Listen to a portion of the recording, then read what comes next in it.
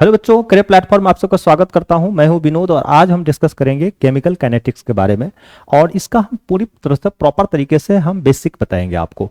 और बेसिक के साथ साथ जो भी नीट और जेई के क्वेश्चंस होते हैं वो भी डिस्कस करेंगे कि किस तरह से क्वेश्चंस एग्जाम में आते हैं। तो लास्ट तक जरूर देखें। तो सबसे पहले मैं आपको बताने वाला हूं कि केमिकल काइनेटिक्स का जो हमारा सिलेबस जो है उसके अंदर क्या क्या पढ़ना होता है, जनरली क्या क्या टॉपिक हम पढ़ते हैं उसके अंदर।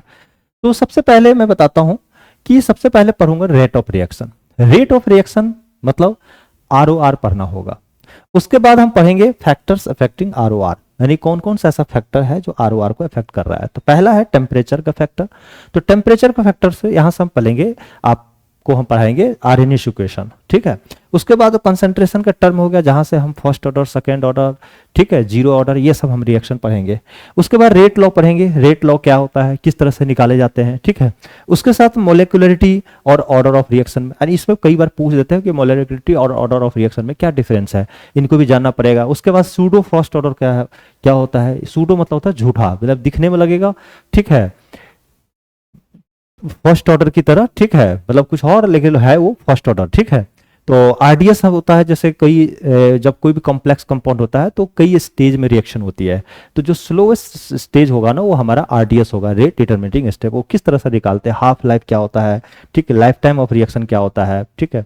उसके बाद आरएनएस इक्वेशन जो कि आपका यहाँ टेम्परेचर से रिलेटेड है, उसके साथ साथ मैकेनिज्म बताऊंगा और उसके साथ साथ कई सारे क्वेश्चंस बताएंगे। तो एक वीडियो में तो इतनी सारी नहीं होगा, ठीक है। तो मैं इस वीडियो में आपको ये बताने वाला हूं, जो फर्स्ट जो है रेट ऑफ रिएक्शन यानी आरओआर के बारे में हम पूरी तरह से आपको डिस्कस करेंगे। उसके नेक्स्ट वीडियो जो बनाऊंगा तो उसमें हम फैक्टर्स अफेक्टिंग आरओआर इसका इस तरह से बनाएंगे। फिर हम रेट लॉ का अलग वीडियो बनाएंगे। इस तरह से 4 से 5 पार्ट में इसको पूरी कंप्लीट करेंगे और सारा प्लेलिस्ट में रहेगा। एक एक करके आप देख करके अपनी फाउंडेशन को मजबूत कर सकते हैं। तो चलते बच्चों, सबसे पहला काम क्या करेंगे हम आज की जो क्लास से बना है, इससे सबसे पहले हम जानेंगे कि केमिकल काइनेटिक्स होता क्या है। What is chemical kinetics. कई बच्चे के दिमाग में ये चलता होगा, सर ये केमिकल काइनेटिक्स होता क्या है, इसके बारे में बताइए। ये क्लास 12 का 3rd चैप्टर है, ठीक है। फिजिकल केमिस्ट्री में 3 चैप्टर सबसे इंपॉर्टेंट होता है जो कि आपके एक सिलेबस में है, सॉल्यूशन, इलेक्ट्रोकेमिस्ट्री और केमिकल काइनेटिक्स, ठीक है। सभी का वीडियो आपको प्लेलिस्ट में मिल जाएगा, उसको वहां से आप देख करके अपनी बेसिक को अच्छा कीजिए। देखिए, सबसे पहले हम बात करते हैं ना, अभी आपको क्या पता है कि सर आपको सबसे पहले हमें जानना पड़ेगा कि हमारा जो है केमिकल और काइनेटिक्स का मतलब क्या होता है। देखो, काइनेटिक्स को अगर कोई पूछता है काइनेटिक्स का मतलब क्या होता है, तो काइनेटिक्स का मतलब होता है मोशन। काइनेटिक्स का मतलब मोशन। और केमिकल का मतलब क्या होता है, देखिए केमिकल का मतलब होता है कोई भी रिएक्शन।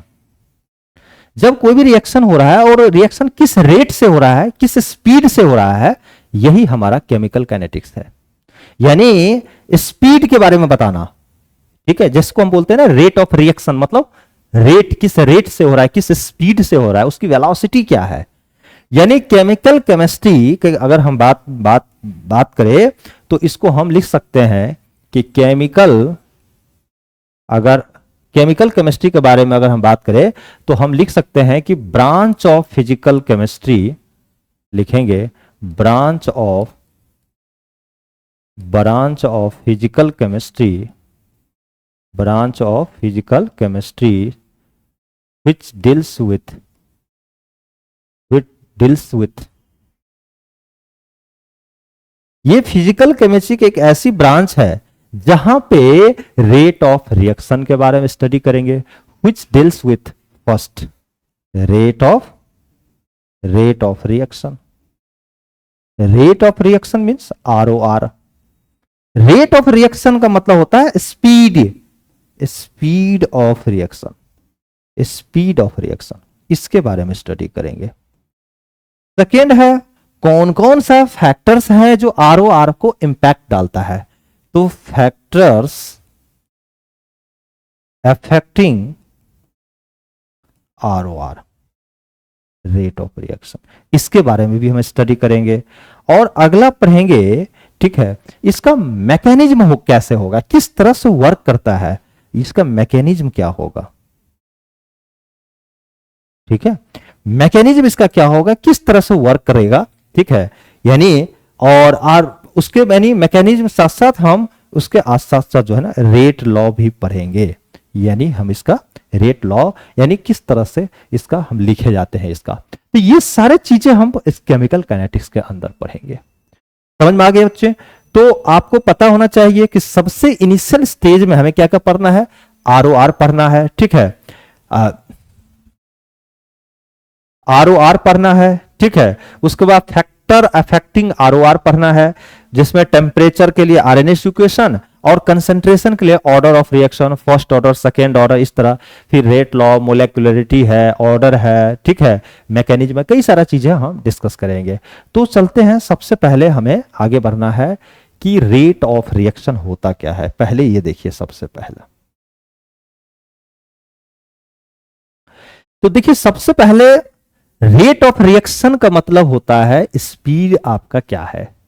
क्या होता है यार? रेट का मतलब होता है स्पीड। स्पीड, स्पीड बोलिए या वेलोसिटी। कोई पूछता है रेट ऑफ रिएक्शन ROR क्या होता है, तो लिख लीजिएगा चेंज इन कंसंट्रेशन, लिखिएगा change in concentration of reactant और product with respect to time. क्या लिखोगे?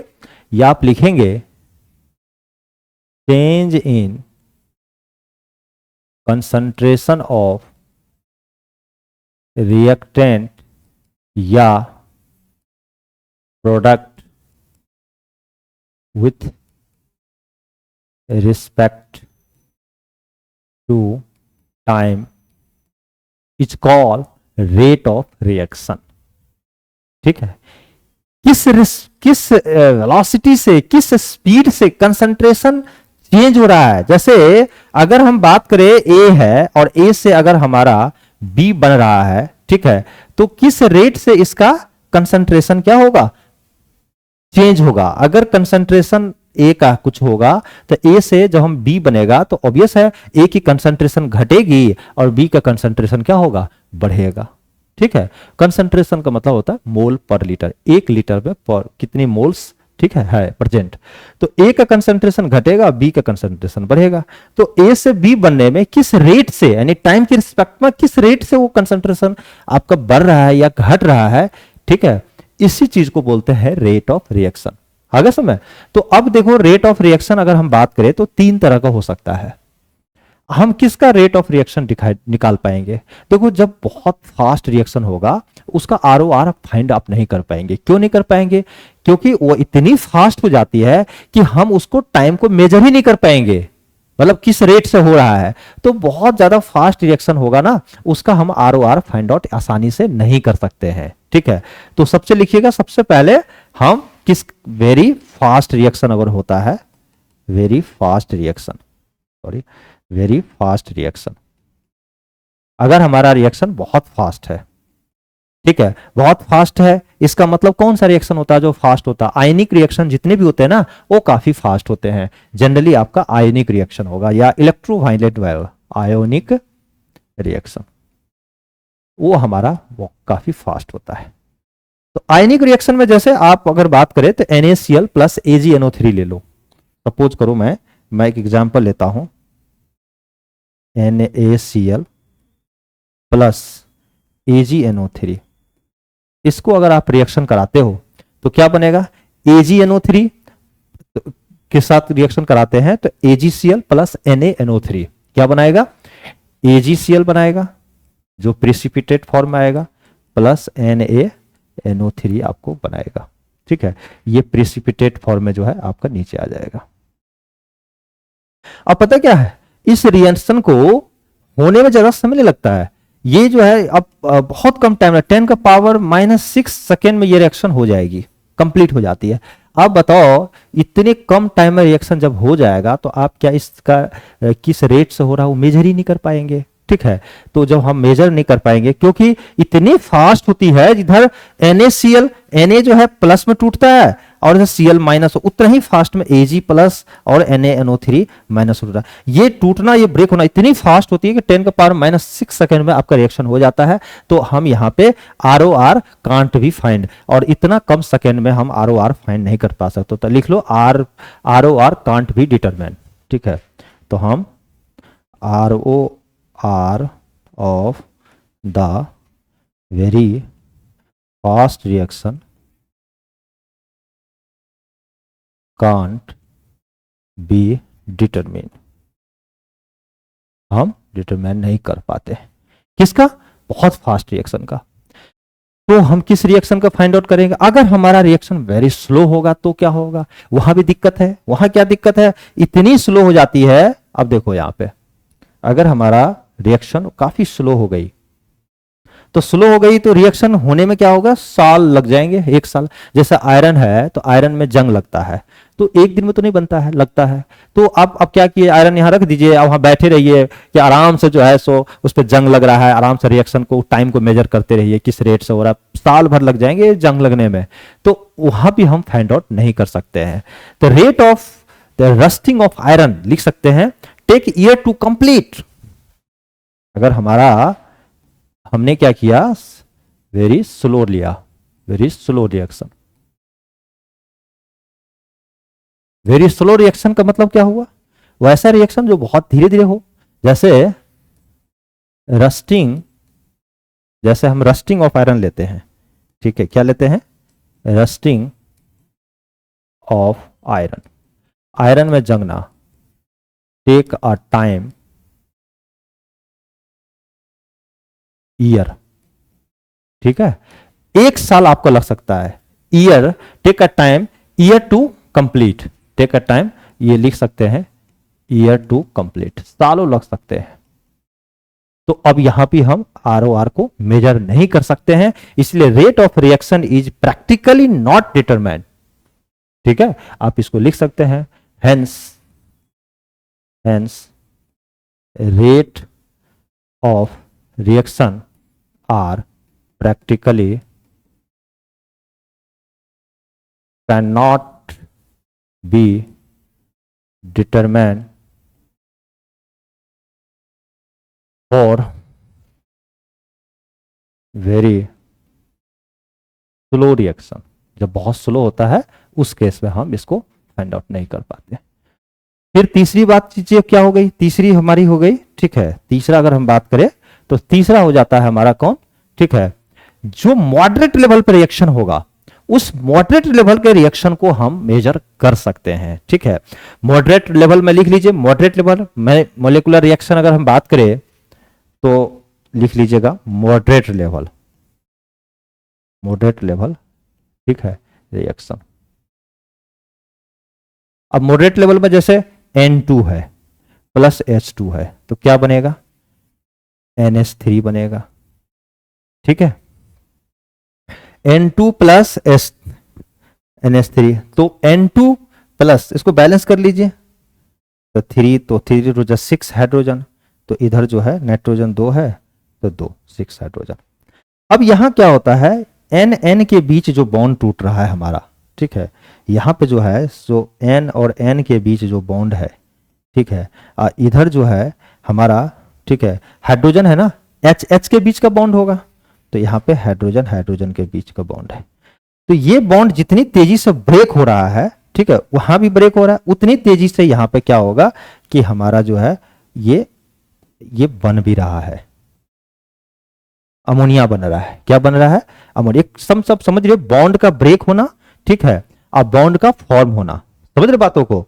बॉन्ड का ब्रेक होना और बॉन्ड का फॉर्म होना, ठीक है, टेक एक सम फाइनाइट टाइम। ठीक है, यहां क्या हो रहा है? बॉन्ड आपका ब्रेक हो रहा है, बॉन्ड ब्रेक हो रहा है, और यहां क्या हो रहा है? इसमें बॉन्ड दोनों जगह ब्रेक हो रहा है, ठीक है, ये ब्रेक होकर के और ये आपका बनेगा, तो सम फाइनाइट टाइम लगेगा।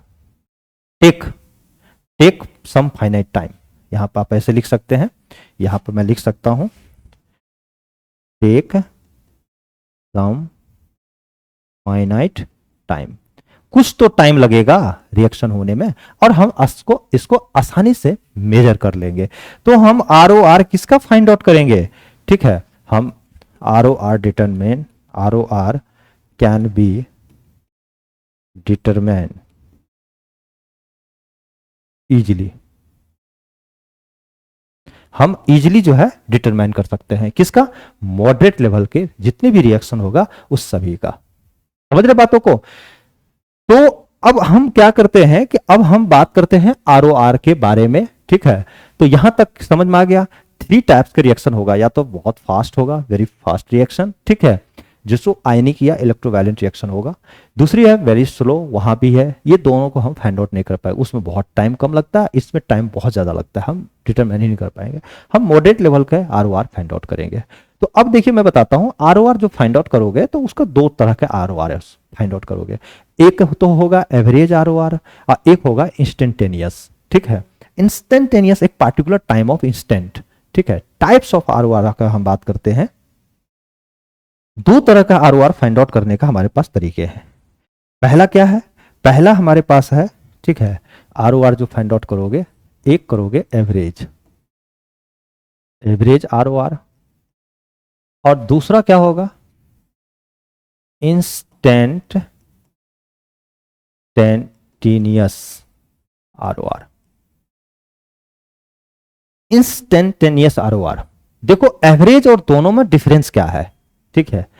एवरेज में क्या होगा, जैसे डेल्टा ए है ना, डेल्टा ए बाय, ठीक है, डेल्टा टी। डेल्टा ए का कंसंट्रेशन, ठीक है, अब बाय डेल्टा ए कोई रिएक्टेंट है, मान लिया जाए, सपोज करो कि ए से हम बी बनाए, ठीक है। तो ए का concentration, change in, small change in concentration of A, तो डेल्टा से हम डिनोट करेंगे बाय डेल्टा टी। लेकिन जब हम इसमें, ठीक है, इसी को हम लोग लिखेंगे डी ए का कंसंट्रेशन बाय, ठीक है, डी टी। ये क्या होता है, तो मैं बताता हूं। ये जो डेल्टा टी टेंस टू, जब आपका डेल्टा टी टेंस टू 0 हो जाए, ठीक है, तो डेल्टा ए का कंसंट्रेशन अब बाय डेल्टा टी जो होता है ना, यहां लिमिट लगा दोगे, डेल्टा टी टेंस टू 0, तो ये बन जाएगा डी कंसंट्रेशन ऑफ ए अब बाय डी टी। तो जब डेल्टा टी टेंस टू 0 होगा ना, तो डेल्टा टी, ठीक है, ये डी टी में कन्वर्ट हो जाता है, ठीक है, और डेल्टा ए का कंसंट्रेशन, ठीक है, ये डी ए में कन्वर्ट हो जाता है। याद रखिएगा, ये है एवरेज और ये है इंस्टेंटेनियस, एक पार्टिकुलर टाइम ऑफ इंस्टेंट पे या एक पार्टिकुलर इंस्टेंट ऑफ टाइम पे। तो जैसे डेल्टा टी टेंस टू 0 कर देंगे ना, तो लिमिट डेल्टा टी, इसमें डेल्टा टी टेंस टू 0 कर दिया, तो delta A by delta T को हम D A by D T लिख सकते हैं, तो ये इंस्टेंटेनियस हो जाएगा, ठीक है। तो 2 तरह का हम एवरेज पढ़ना है, ठीक है, मतलब एवरेज या इंस्टेंटेनियस आरओआर, ठीक है। तो ये जनरली इसमें क्या होता है, ये सब आएगा कब, ये आएगा आपका जब कोई कर्व दिया रहेगा, वहां पर स्लोप दी रहेगी, ठीक है, तो उसके उस समय तो ये कर्व वगैरह पे जो होगा ना, इस तरह का कई बार क्या होगा, ग्राफ दे देगा इस तरह से एक पार्टिकुलर टाइम पे, और आपको जो है यहाँ पे जब कर्व की बात होगी ना, तो इंस्टेंटेनियस यूज हो जाएगा, ठीक है। तो मैं आपको बताता हूँ एक एक करके, ठीक है, किस तरह से काम करेंगे। जैसे जैसे मैं आपको बताता हूं, इसमें सबसे पहला लिखिएगा एवरेज क्या होता है हमारा। हम सबसे पहले पढ़ेंगे एवरेज, एवरेज लिख लीजिएगा, एवरेज, ठीक है।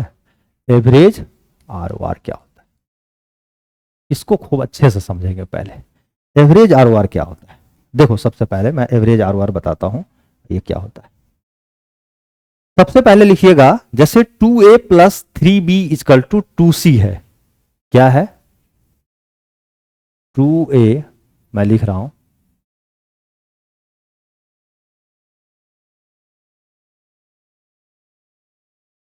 टू ए प्लस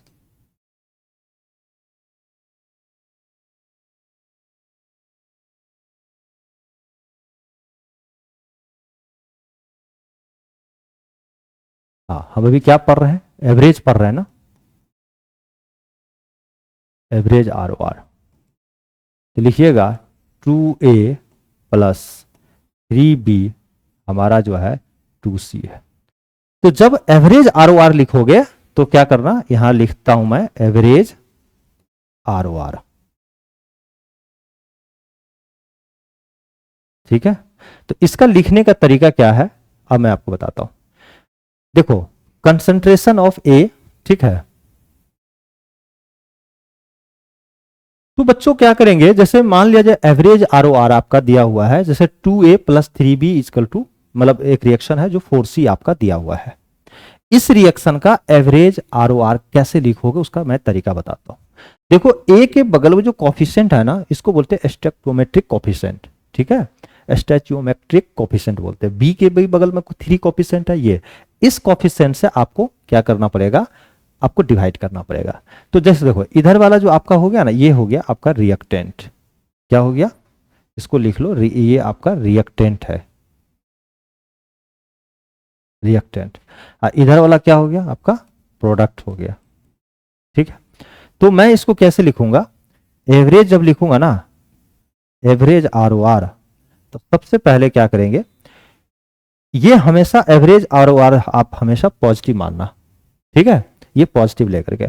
अब देखो आर ओ आर जब रिएक्टेंट होगा ना तो निगेटिव, अब प्रोडक्ट होगा तो पॉजिटिव। तो देखो यहां पे ए है ना, तो डेल्टा ए लिखना, डेल्टा ए इसका कंसंट्रेशन बाय डेल्टा टी, ठीक है, और यहां पे 2 से डिवाइड कर देना, -1/2, ठीक है, इज इक्वल टू, फिर क्या होगा, -1/3, ठीक है, 1 मिनट।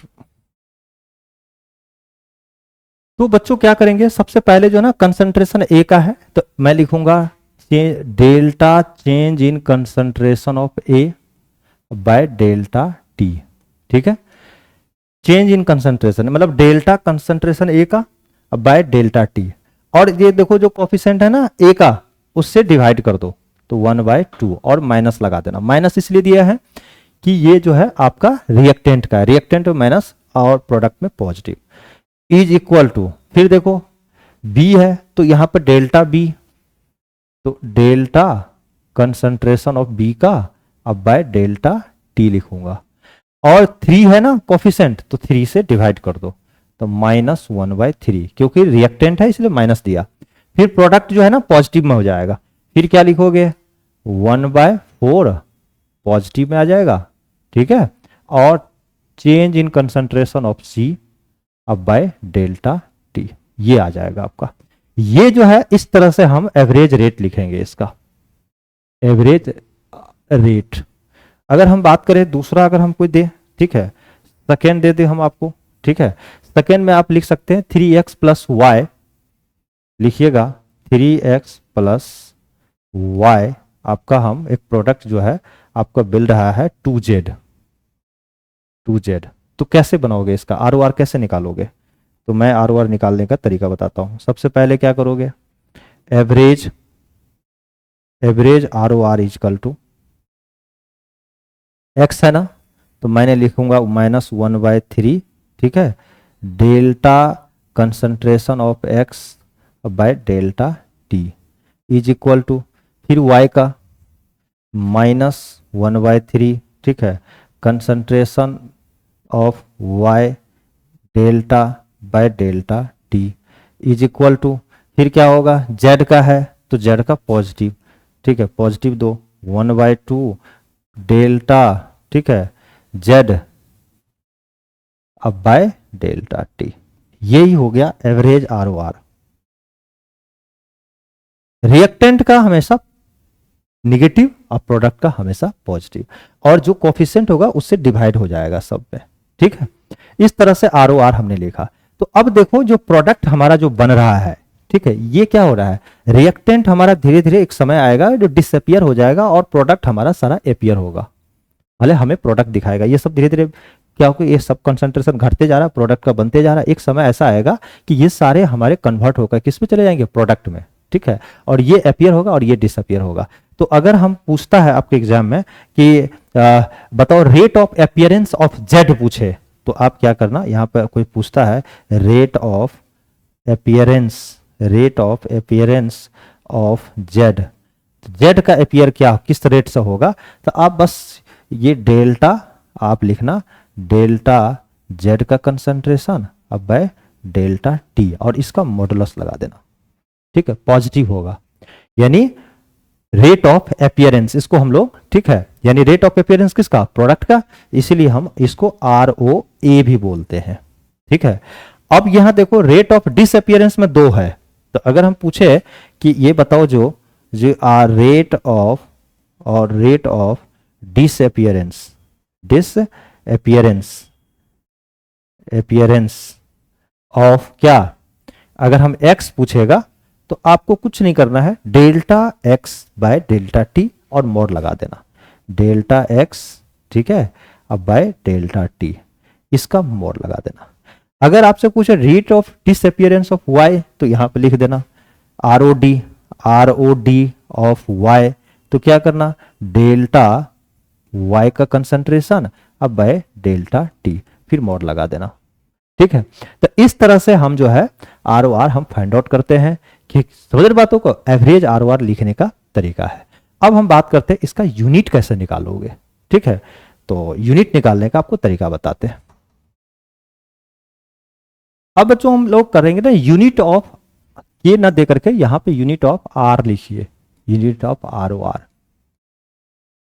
ठीक है, इसका आर ओ आर जो रेट ऑफ रिएक्शन लिखते हैं उसका यूनिट क्या होगा, मैं यहां से फिर से बताता हूं, के को काट हटा दीजिए, आर ओ आर का लिखिए, आर ओ आर का यूनिट क्या होगा। तो अभी आप देखिए आर ओ आर क्या होता था ये समझिए, अब मैं आपको दिखाता हूं। जैसे आर ओ आर अगर हम मान ले, यहां पर मैं बताता हूं आर ओ आर क्या लिखते थे,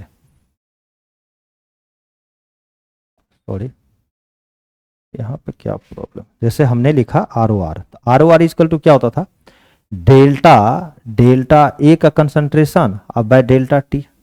अब देखो कंसंट्रेशन का यूनिट क्या होता है, मोल पर लीटर, तो अगर हम बात करें तो इसका तो होता है मोल अब पर लीटर, कंसंट्रेशन यही तो होता है, और डेल्टा टी का मतलब सेकेंड, तो क्या हो जाएगा मोल अब पर लीटर, तो लीटर का पावर -1, एल लिख दो -1 कर दो। ठीक है, और सेकेंड का पावर -1। ठीक है, तो क्या हो गया यूनिट, यूनिट हमारा हो गया, ठीक है, आर ओ आर का मोल पर लीटर पर सेकेंड, यही हमारा यूनिट हो गया।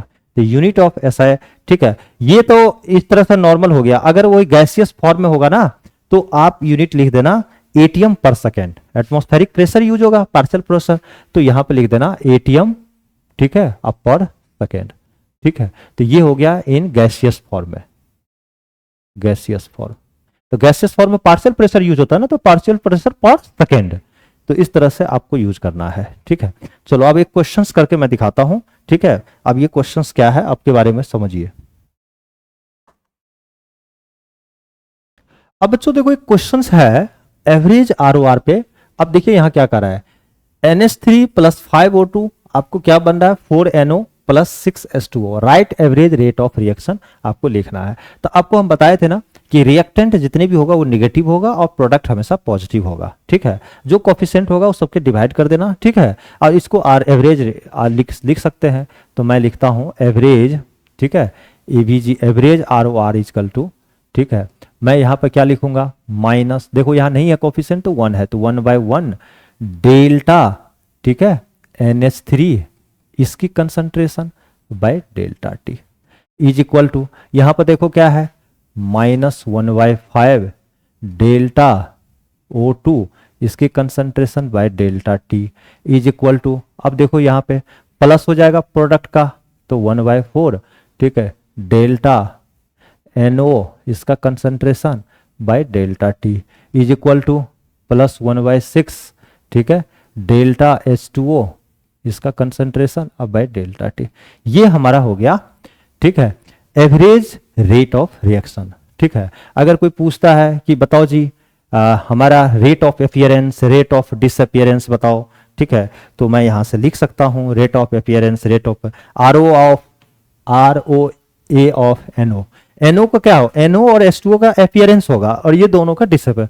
तो अगर हम कोई पूछता है कि बताओ ROA ऑफ NO बताओ, तो आपको बस कुछ नहीं करना है, यहां पे मॉड डेल्टा NO का कंसंट्रेशन अब बाय डेल्टा टी, ये हो गया। अगर कोई पूछता है कि ROA ऑफ बताओ H2O का किस रेट से बन रहा है, ठीक है, तो आप लिख देना delta concentration of H2O bye delta T.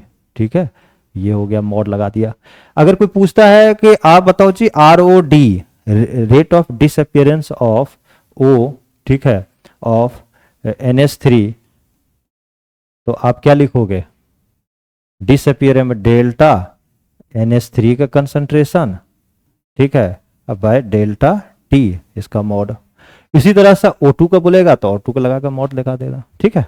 चलो नेक्स्ट, इस क्वेश्चन को देखिए, यहाँ पे क्या कर रहा है आप समझिए पहले। यहाँ पे देखो बच्चों, N2 plus 3H2 2NH3 ammonia बन रहा है। During the formation ammonia 2 mole of N2 disappear in the 1 minute, find ROR, ROD of H2, ROA of NH3 और वॉल्यूम ऑफ वेसल जो है 1 लीटर है। तो सबसे पहले क्या बन रहा है इस रिएक्शन में, 2 मोल ऑफ N2, ठीक है। तो हम क्या करते हैं, सबसे पहले यहाँ पे निकाल लेते हैं, ठीक है, डेल्टा N2 का कंसंट्रेशन अब बाय डेल्टा टी। तो क्या होता है मोल, देखो कंसंट्रेशन को क्या होता है मोल पर लीटर, तो कितना मोल है, 2 मोल है, ये हो गया। और लीटर कितना है, 1 लीटर है, तो 1 लीटर हो गया, ठीक है। अब बाय आपका टाइम क्या हो गया, सेकेंड, 1 मिनट है, तो 1 मिनट को 60 से मल्टीप्लाई कर दो, अब ये सेकेंड में आ जाएगा। तो कितना होगा, 2/60 मोल, ठीक है, मोल पर लीटर पर सेकेंड, ठीक है, यानी 1/30 हो जाएगा, ठीक है, मोल पर लीटर पर सेकेंड। लेकिन ध्यान ये रखना है, ये क्या हो रहा है, इस रेट से डिसअपियर हो रहा है, मतलब निगेटिव साइन आप दे दीजिए, यहाँ भी निगेटिव, यहाँ से, तो -1/30 मोल पर लीटर पर सेकेंड हो गया कंसंट्रेशन। अब ROR आप लिख लीजिए, तो ROR आप जब आप लिखेंगे तो क्या लिखेंगे, ROR, ठीक है, एवरेज ROR लिखेंगे। पहले मैं लिख रहा हूं एवरेज ROR, एवरेज ROR। तो एवरेज ROR क्या कैसे लिखोगे, तो एवरेज ROR लिखने का तरीका है कि -1/1 N2 और इसका delta concentration by delta T is equal to क्या होगा, -1/3 डेल्टा कंसंट्रेशन H2 का बाय डेल्टा टी, ठीक है, इज इक्वल टू +1 कितना 2 डेल्टा अमोनिया NH3 का कंसंट्रेशन बाय डेल्टा टी, ठीक है, यही तो बन रहा है, ठीक है। अब आप देखिए एवरेज ROR है आपका, ये है जो है ना अमोनिया N2 का कंसंट्रेशन यहाँ दिया हुआ है, तो N2 का जो दिया हुआ उससे रिलेट कर लो, इसको रिलेट कर लेते हैं, यहाँ से एवरेज आ जाएगा। तो मेरे पास क्या होगा, एवरेज ROR अगर कोई पूछता है तो डायरेक्ट लिख दो -1/1, और इसकी वैल्यू कितनी आ गई, माइनस, ठीक है, -1/30, ठीक है। इस दोनों को हम रिलेट किए तो क्या होगा, माइनस माइनस प्लस, यानी 1/30 मोल पर लीटर पर सेकेंड, ये एवरेज आ गया, ठीक है। अब एवरेज आ गया, अब आपको देखो ये तो फर्स्ट ROR तो हम निकाल लिए, ठीक है, एवरेज ROR क्या हुआ, ठीक है। उसके बाद कहता है ROD ऑफ H2, तो अब दूसरा है एवरेज, ठीक है, हम निकालते हैं ROD ऑफ H2। तो अब देखिए एवरेज जो निकालोगे ना, तो डेल्टा H2 का कंसंट्रेशन अब बाय डेल्टा टी और इसका मोड। अब आप देखो यहां से, ठीक है, अब यहां पे देखिए, यहां पे delta H2 by delta T और इस दोनों को रिलेट करो आप, यहां से देखो एवरेज, यहां देखो यहां पे मैं लिखता हूं -1/3 और delta H2 by delta T equal to ROR कितना आया मेरा, 1/30, यही तो आया, 1/30 आया पॉजिटिव में। तो delta H2 by delta T कितना हो जाएगा, -1/10, तो यहाँ पे -1/10 रख दो, तो -1/10 रख के और इसका मॉडुलस यानी 1/10 मोल पर लीटर पर सेकेंड आ गया। उसी तरह से पूछ रहा है कि ROA ऑफ अमोनिया, तो ठीक है, तो एवरेज, ठीक है, ROA ऑफ अमोनिया NH3, तो इसमें क्या करना, डेल्टा NH3 इसका कंसंट्रेशन अब बाय डेल्टा टी, ठीक है, ये लिख करके और इसका मॉडुलस ले लो। अब अमोनिया का देखो कंसंट्रेशन क्या होगा, अब ये देखो, अब आपको यहां पे देखो एवरेज ROR कितना है 1/30, तो 1/30 इक्वल टू 1/2 इंटू, तो डेल्टा NH3 बाय डेल्टा 2 क्या होगा 1/15, तो ये हो जाएगा, ठीक है, 1 बाय आपका 15, ठीक है, तो 1/15 इसका मॉड ले लिया तो 1/15, ठीक है। यहां से अरे इसको रिलेट कर दो ना, इसको दोनों को, अगर इसका पता है ना आपको, इसका वैल्यू कितना है 1/30, तो अब बताओ डेल्टा NH3/ΔT नहीं निकाल सकते हो, तो यहां ला कर रख दो, अब मॉडुलस लगा लो 1/15 क्या आ जाएगा, मोल पर लीटर पर सेकेंड, ठीक है। यहां तक में कोई दिक्कत, यहां तक में दिक्कत नहीं है, तो इसी तरह से क्वेश्चंस करने हैं आपको। नेक्स्ट, अब देखो बच्चों यहां जो क्वेश्चंस पूछ रहा है कि 2N2O5 से आपका 4NO2 प्लस O2 में हुआ है, ठीक है। If rate of appearance of NO2 is in 2 मोल पर लीटर पर सेकेंड, तो फाइंड ROR, ROD, ठीक है, एंड ROD ऑफ N2O5। ये तीन चीज पूछा गया है, ठीक है। तो आपको सबसे पहला क्या है, ROR पूछ रहा है, ठीक है। उसके बाद ROD ऑफ N2O5 पूछ रहा है, ठीक है। दो चीज पूछ रहा है और ROR पूछ रहा है, ठीक है। तो सबसे पहले ROR है, उसके बाद ROD है, ठीक है, ROD ऑफ N2O5, और तीसरा है, ठीक है, ROR पूछ रहा है, ठीक है। तो चलो सबसे पहले मैं क्या करूंगा, ROR निकालने के लिए हम क्या करते हैं, देखो यहां पर गिवन क्या है, पहले सबसे पहले जो चीज गिवन है ना उसको लिख लो। हमें क्या है, rate of appearance of NO2, तो इसका मतलब हुआ कि डेल्टा, यहां पर मैं लिखूंगा ROA ऑफ NO2, मैं क्या लिखूंगा, rate of appearance of NO2 मैं लिखूंगा मॉड डेल्टा NO2 इसका कंसंट्रेशन बाय डेल्टा T इसका, और ये दिया है 2, समझ में आ गया ना। तो NO2 का अब हम ROR लिख कर दिखाते हैं आपको। ROR इक्वल टू क्या होगा, ROR मतलब एवरेज ROR, अभी हम सब बात कर रहे हैं एवरेज का, तो एवरेज ROR क्या होगा, मैं लिखूंगा -1/2 और डेल्टा कंसंट्रेशन ऑफ N2O5 और बाय डेल्टा T, ठीक है।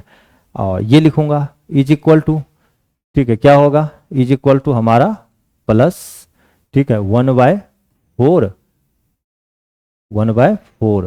ठीक है, ये delta NO2 bye delta T is equal two plus 1/1 delta concentration of O2 bye delta T, यही तो होगा, यही है, सब कोफिशिएंट से हो गया। अब आप बताइए हमें एवरेज ROR निकालना है ना, तो इसमें किसके कंसंट्रेशन पता है, मुझे NO2 बाय O2 का कंसंट्रेशन पता है, तो इसको रिलेट कर लो इससे, नहीं तो मैं क्या लिखूंगा, average ROR is equal to 1/4, ठीक है, और डेल्टा NO2, ठीक है, अब बाय डेल्टा T।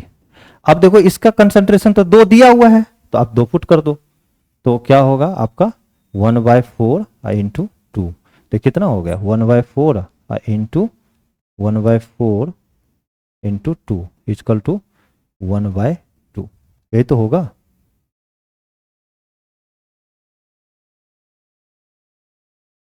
तो कितना हो गया 1/2 मोल पर लीटर पर सेकेंड, ये आ गया, सही है ये, इतना इतना मोल पर लीटर पर सेकेंड, ठीक है बच्चों। तो ये हो गया हमारे ROR, हमें पूछना था तो ROR हमने निकाल दिया। ROD निकालना है N2O5 का, तो ROD N2 इसको हटा दो, ठीक है, ROD ऑफ N2O5 का, तो ROD ऑफ N2O5, तो क्या लिखोगे, मॉडुलस डेल्टा कंसंट्रेशन N2O5 अब बाय डेल्टा T, ठीक है।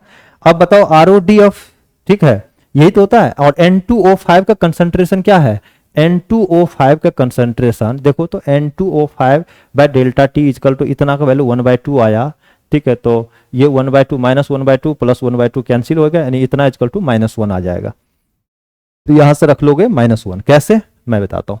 देखो यहां पे क्या है, ROR कितना दिया हुआ है, इसको रिलेट करो, मैं बताता हूं। देखो कॉन्सेप्ट यहां है, आपको N2O5 का ना, तो आप देखो यहां पे इसकी रिलेशन करोगे, तो देखो इसको फाइंड आउट करने के लिए इसकी वैल्यू कितनी दी हुई है, इसकी वैल्यू तो दी हुई है 1/2, ठीक है।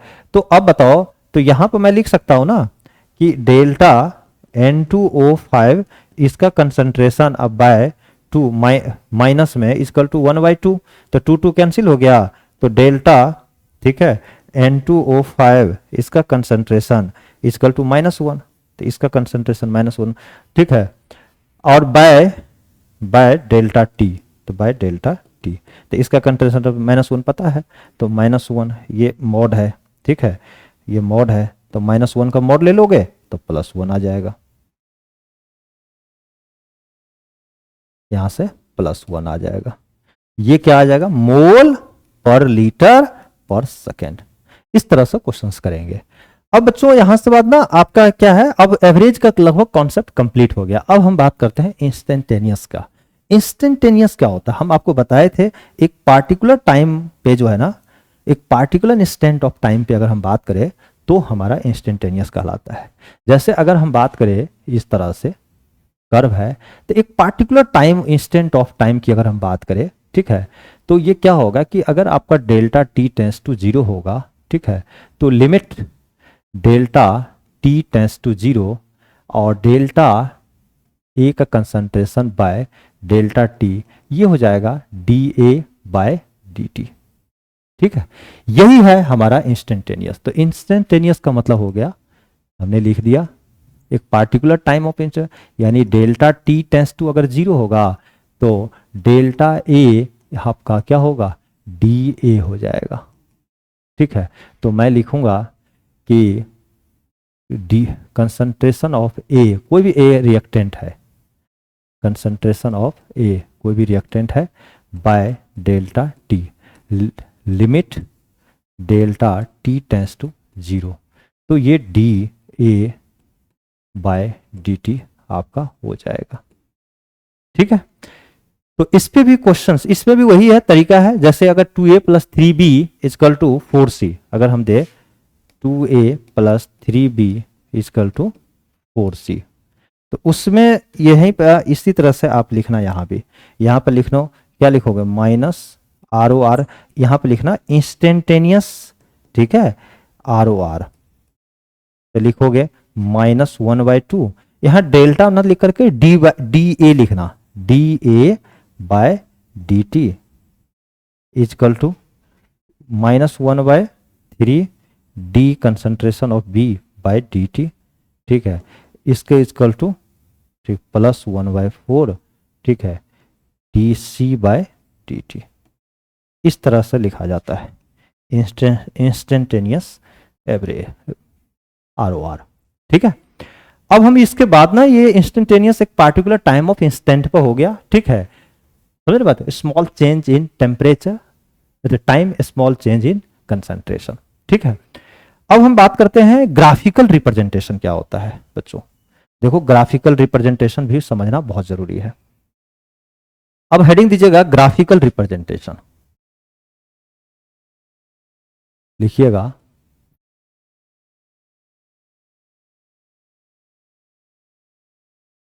Graphical representation. देखो ग्राफिकल रिप्रेजेंटेशन कभी भी अगर हम बात करें रिएक्टेंट और टाइम के साथ, तो हमारा क्या हो रहा है, अगर हम इधर टाइम लिए, इधर अगर हमने रिएक्टेंट का कंसंट्रेशन लिए, रिएक्टेंट लिए, इसका कंसंट्रेशन है, तो ऑब्वियस है टाइम के साथ रिएक्टेंट घटेगा। और वही अगर हम बात करें इस साइड, अगर हम प्रोडक्ट लिए, प्रोडक्ट, ठीक है, तो प्रोडक्ट का कंसंट्रेशन है और इधर टाइम है, ठीक है, टाइम के साथ, तो प्रोडक्ट का कंसंट्रेशन हमारा क्या होगा, ऑब्वियस है बढ़ेगा, या हमारा बढ़ेगा। तो रिएक्टेंट का कंसंट्रेशन घट रहा है, प्रोडक्ट का कंसंट्रेशन आपका बढ़ रहा है, ठीक है। तो जब ये घटेगा तो eight particular time of instant पे जो है ना, इसकी स्लोप जो होगी यहाँ पे, यही तो स्लोप आएगा यहाँ पे, ये जो है स्लोप होगा जो कि पॉजिटिव होगा, जो कि थीटा होगा। और इसका स्लोप देखो, देखो यहाँ पे एंटी क्लॉकवाइज पॉजिटिव होगा, लेकिन ऐसे स्लोप निगेटिव आएगा इसका, ठीक है, थीटा 90 डिग्री से ज्यादा आएगा।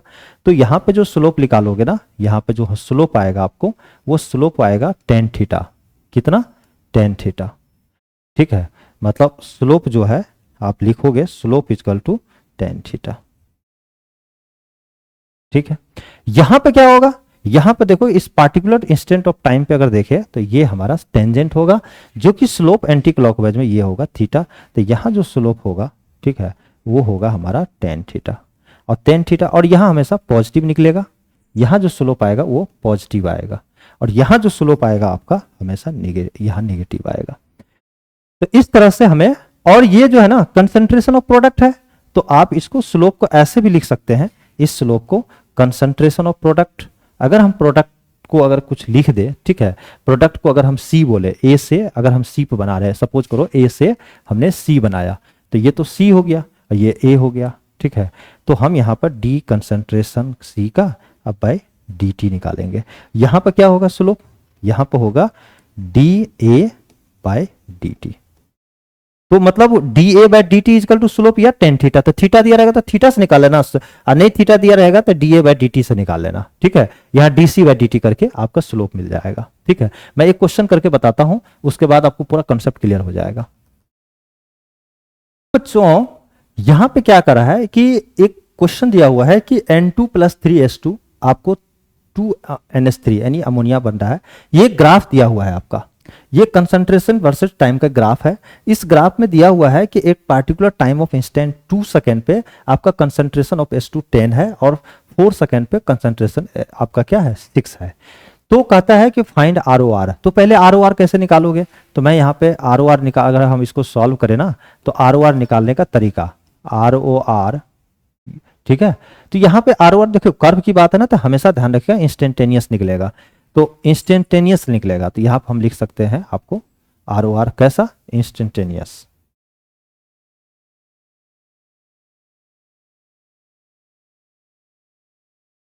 इंस्टेंटेनियस ROR ये कैसे निकालोगे, आप देखो माइनस, यहां लिखो माइनस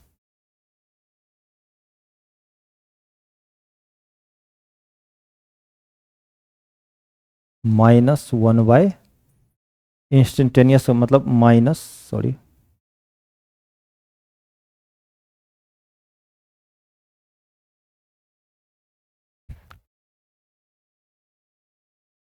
तो बच्चों देखो यहाँ पे इंस्टेंटेनियस ROR लिखने का मतलब हुआ कि माइनस dN2/dt लिखा is equal to -1/3 dS2/dt is equal to +1/2 dNH3/dt।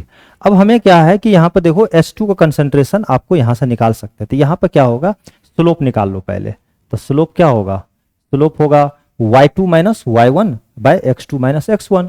तो जो y2 - y1 अब बाय x2 - x1 कर दो, ठीक है। तो y2 क्या है गया, देखो एक पार्टिकुलर टाइम ऑफ इंस्टेंट पे y2 हमारा क्या है, मतलब y2 हमारा जो है हमारा 6 - 10 अब बाय 4 - 2, तो कितना हो गया, यहाँ से आपका ये हो गया -4/2 यानी -2 हो गया। तो जो हमारा स्लोप होता है ना, यही हमारा tan थीटा होता है, इसी को हम लोग tan थीटा बोलते हैं।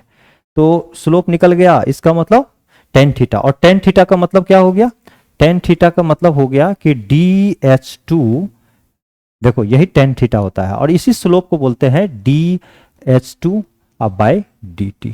तो ये हो गया होगा हमारा -2, अगर समझ। तो अब आप ROR में देखो, अब इसको रिलेट कर लो, इसको इससे रिलेट कर लो, यहाँ पर माइनस देखो ये इसकी वैल्यू निकला हुआ है ना, DS2/D3 कितना निकला, -2/3। तो हमें इंस्टेंटेनियस ROR अगर हमें फाइंड आउट करना होगा, तो हमारा फॉर्मूला होता है -1/3 और D और H2 का कंसंट्रेशन बाय dt। अब देखो यहाँ पर -1/3 और इसका कंसंट्रेशन कितना निकला -2, तो हमारा क्या हो गया +2/3, प्लस हो गया 2/3, यही हमारा कंसंट्रेशन हो गया, ठीक है। इतना मोल पर लीटर पर सेकेंड, ठीक है। अब उसके बाद कहता है ROD ऑफ H2 निकालो। तो आपको पता है कि ROD ऑफ H2 जब निकालोगे, ठीक है, तो DH2, ठीक है, अब बाय dt निकाल के इसका मॉडुलस निकाल लो। अब ये DH2/d2, ठीक है, इसका कितना वैल्यू दिया हुआ है ROD ऑफ H2 का, देखो यहाँ -2, तो -2 दिया हुआ, तो -2 का मोड ले लो, तो आपका +2 आ गया, ठीक है। इतना मोल पर लीटर पर सेकेंड, ठीक है। तो इस तरह से हमने यहाँ पे इस तरह से क्वेश्चंस कर लिया, ठीक है। अब देखो बच्चों एक क्वेश्चन है कि 2p + 3q आपका R आपका प्रोडक्ट बन रहा है। तो कहता है find ROR and ROA of R। तो सबसे पहले यहां पे क्या होगा कि हमें Q का कंसंट्रेशन आपको निकालना पड़ेगा। तो Q का कंसंट्रेशन निकालने के लिए एक कुछ कंडीशन, एक कर्व दिया हुआ है। ऑब्वियस है, जब कर्व की बात होगी तो इंस्टेंटेनियस की बात करेंगे हम। तो यहां पर क्या करेंगे, देखो जो ये स्लोप जो होती है ना इस कर्व का, तो मैं लिखूंगा D कंसंट्रेशन ऑफ Q अब बाय dt। यही तो होता है हमारा स्लोप, इसी को हम स्लोप बोलते हैं। और ये स्लोप क्या होता है, टेन थीटा। और थीटा क्या है, टेन। देखो यहाँ पर थीटा इधर से ना 45 डिग्री है, आपको हमेशा इस डायरेक्शन में लेना है। तो टेन कितना हो जाएगा, 180 में से 30 यानी 135। और टेन 135 पे लिखूंगा मैं ten 90 degree plus 45 degree. Ten 90 minus plus theta क्या होता है, माइनस कॉट थीटा, कॉट 45 और कॉट 45 माइनस 1। यानी इसका कंसंट्रेशन जो है, जो आपका D Q by D T जो आया वो -1 मोल पर लीटर पर सेकेंड, ये आ गया। अब आप देखो ROR लिखने का तरीका, इंस्टेंटेनियस ROR कैसे लिखोगे, इंस्टेंटेनियस ROR लिखोगे तो इसके फॉर्मूला तो यही होता है -1/2 D concentration of P by D T is equal to -1/3, ठीक है, D concentration of Q by D T, ठीक है, इज इक्वल टू 1/1, ठीक है, 1/1 D R by D T, ये लिखोगे।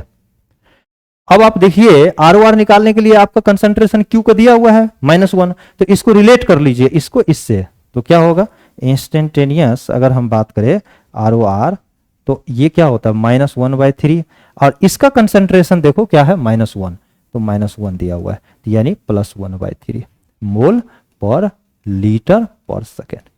उसी तरह से ROA ऑफ R का क्या होगा, तो अब देखिए अगर आपको इंस्टेंटेनियस ROR मिल चुका है 1/3, तो A का R का कंसंट्रेशन, तो R का कंसंट्रेशन तो ये है, तो इसको रिलेट कर लो इससे, तो हमारा पास क्या होगा कि D concentration of R by dt is equal to हमारा क्या होगा, यहाँ तो पॉजिटिव है, is equal to instantaneous ROR और जो कि 1/3 के बराबर है, तो आपका 1/3 और इसका मॉडुलस ले लो, तो 1/3 मोल पर लीटर पर सेकेंड, ठीक है।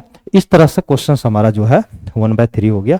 तो इस तरह से बच्चे हम क्वेश्चंस को करते हैं, और आई होप, मुझे उम्मीद है कि आपको बहुत अच्छे तरीके से समझ में आया होगा, ठीक है।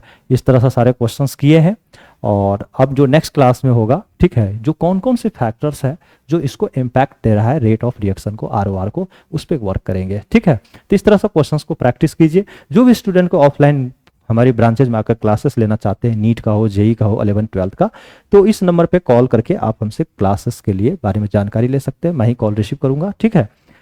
और आप हमारे सेंटर पे आके क्लासेस ले सकते हैं ऑफलाइन मोड में। दिल्ली के अंदर हमारे 4 सेंटर हैं, आपको पता है कि छतरपुर, मेहरौली, खौजखास और महिपालपुर, ठीक है। साथ साथ ऑनलाइन क्लास भी हम देते हैं।